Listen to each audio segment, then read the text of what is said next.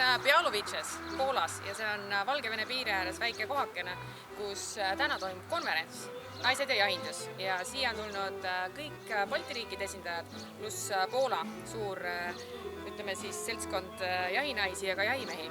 Ja räägitakse jahindusest, räägitakse naistest jahindusest, ajaloost ja kuidas kõikides riikides siis see teema on aastate jooksul kasvanud.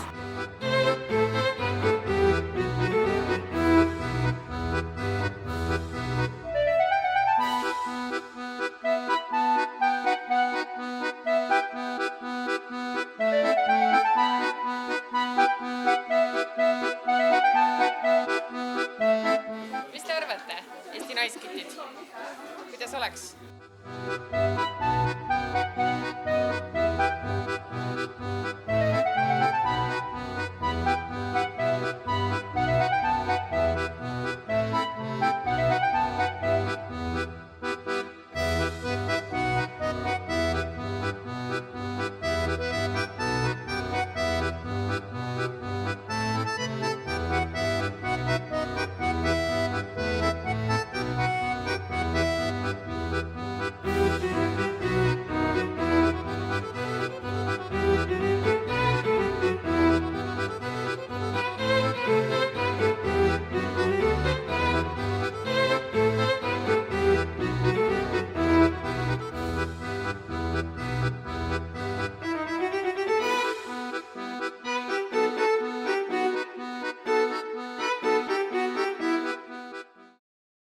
Me Anneliga tulime siia Poola selleks, et osaleda jahinduse konverentsil teemal siis naised ja jahindus.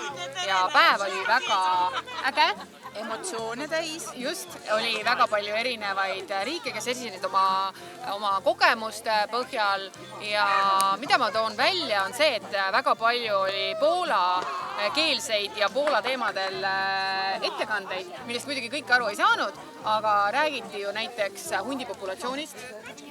Siin on ju oma hunditüdruk. Hundiuurija. Just. Siis tutvustati jahiriideid, mis on Poolas valmistatud, Poola enda tootjate poolt. Minule meeldis täna väga sinu esitlus. Ma kuulasin tõsise hoolega ja unustasin isegi pilti tegemata. Kas nii põnev oli või? Jaa, millest mul on väga kahju, sellepärast, et selle 10 aastaga, mis on nagu see areng toimunud, seda on ikka tõsiselt hea näha. Ja vaata, kui see on pilt nagu silme ees, et numbrid, eks ju, palju oli enne, palju on nüüd, palju see on kasvanud, siis on see hoopis teine. Et mul tegelikult seda presentatsiooni nagu kokku pannes oli täpselt sama tunne, vau.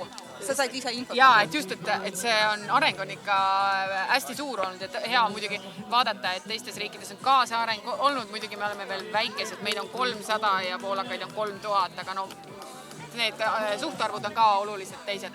Ja muidugi mulle meeldib see, et meil hakkab tekkima selline jahinduskultuur, mis on natukene jäänud, mis meil on tõesti veel väga väike, et me step by step lähme nagu edasi ja see areng on minu arust nagu... Ja Linda Dombrovska tõi ju oma sellest ettekandest ka välja tegelikult see, kuidas naised peaksid julgema rohkem välja öelda ja võrrelda ennast, eks ju, meestega ja et me oleme võrdväärsed partnerid meeste maailmas ja just see selline motivatsioonikõne sellele, et olge julged ja tehke lihtsalt ära, et ärge ainult rääkige, et see oli väga selline julgustav. Olge julged ja kui te räägite oma saavutustest, nii-öelda jahindusalastest saavutustest, siis tehke seda korrektselt ja ühiskonnale suht üheselt arusaadavalt. Et ärge otsige nagu murepilvi sinna enda jaoks.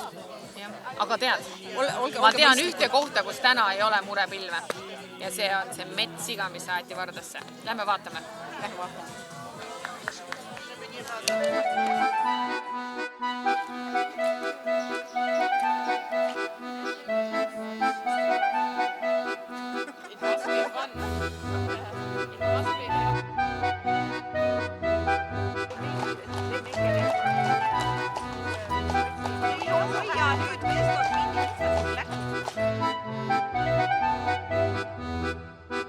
Białowieża ei ole selle konverentsi toimumiskohaks valitud juhuslikult. Białowieżes on suur rahvuspark, millest pool ulatub Valgevene poolele ja pool on siis Poola poolel.